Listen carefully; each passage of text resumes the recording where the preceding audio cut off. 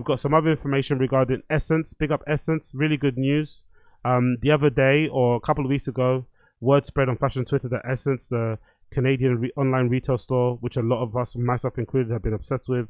I mainly kind of go to Essence for the editorial side of things. I think they do some of the best interviews out there, personally. Obviously, their stock is fucking amazing too. They stock amazing bunch of Rick Owens. I found brands like Random Identity stocked on there as well. Really cool place to discover new brands and shit, high and low.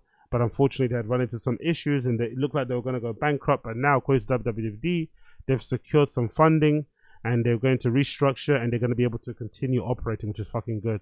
So this is great fucking news for everybody who's involved in fashion or a fan of fashion. It says Essence to restructure obtains $40 million in financing to continue operating. The founders of Essence have won a round one of their battle with their creditors, allowing the company to remain in the hands of Chief Executive Officer Rami Atala and his brother Firas and Basil, who are fighting to retain business and restructure the company's operation. One of the great things to come out of the news of it going under was all the people vouching for Essence founders and stuff. That was quite good to see, I'm not going to lie. A lot of people were saying that they got their first start in fashion through doing a shoot or editing something on the website for Essence or working on the editorial piece or whatever. So it's really good to see people speaking so well, so glowingly of the owners and kind of, you know, spoke to their reputation, spoke to how good they are behind the scenes, because you don't really hear a lot of that fashion. Everyone's kind of a cunt. Everyone's usually up their own asses. Everyone has a horrible ego. Everyone works people through the, you know, everyone works people down to the fucking nubs of their fingers. They take the piss. So it's good to hear sometimes, you know, people are being nice. At the end of the day, at the end of last month, it says as reported by troubled Montreal-based retailer filed for Canadian equivalent of bankruptcy protection, and its creditors have filed an application to put the retailer up for sale. A process that was a direct conflict with the restructuring plan put forth by the Atala family.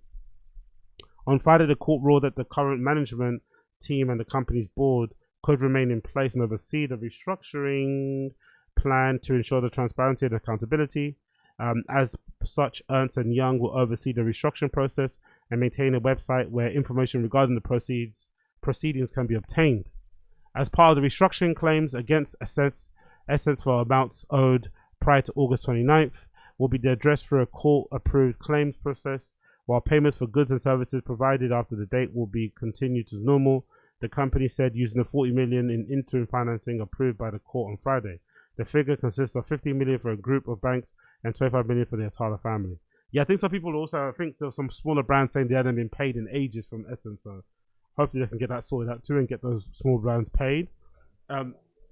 Essence, which had sales of $1.3 billion last year and $1.23 billion of which came from online sales, has $371 million in debt, with $229 owed to banks and vendors.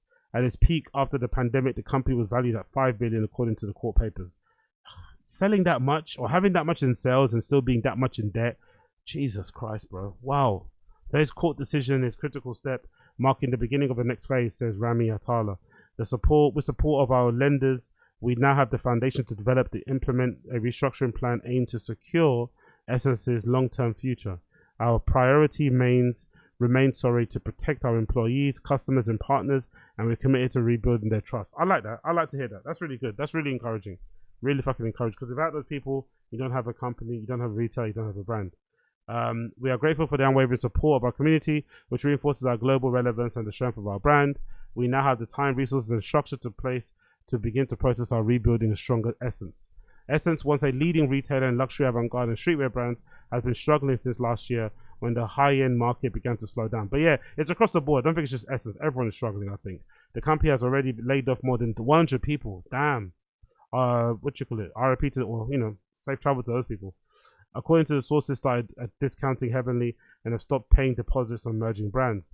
The elimination of the de minimis exception, which allowed goods under $800 to ship to the US tariff-free, was particularly harmful to Essence, which counts 59% of its customers base in the US, has an average order of $549. The company was founded in 2003 by the Atala brothers and is a primary e-commerce business targeting men and women between 18 and 40. Now has 1,161 employees globally and operates a flagship in Montreal. So yeah, big up Essence. Happy they're still alive. Happy they're fucking still alive. Let's actually quickly check out the website. Let's see if they've got anything new listed on there. I think everything's on sale basically, right? But there's some new stuff that's already available. Some new Dries Van Noten just dropped some new Rick Owens. Oh, look at the Rick Owens hoods. Oh, look at the Blizzard hat. I might have to cop that. I ain't mad at that. Is it got leather? What's the material construction of this fucking hat? Dark brown lambskin made in Portugal. God damn, I ain't mad at that. I ain't mad at that at all. I ain't mad at that. Lambskin, Rick Owens. Yeah, this place you could spend all your paycheck on here, mate. Willie Ego Lab, I'm not mad at. What else we got here? Egon Lab. What else they've got here? Some Hope. Oof, good shit. Rivington, I don't know what that is. Montclair.